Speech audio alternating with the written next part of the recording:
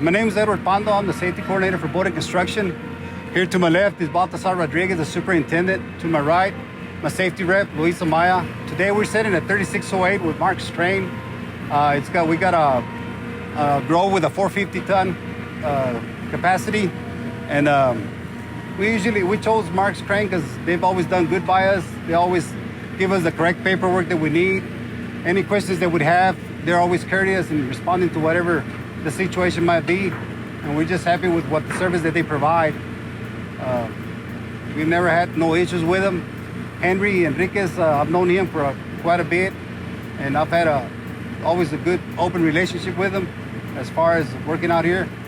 So all in all, it's been a great experience with Mark's Crane, sending the compressors and anything else that we need, contracting the cranes for.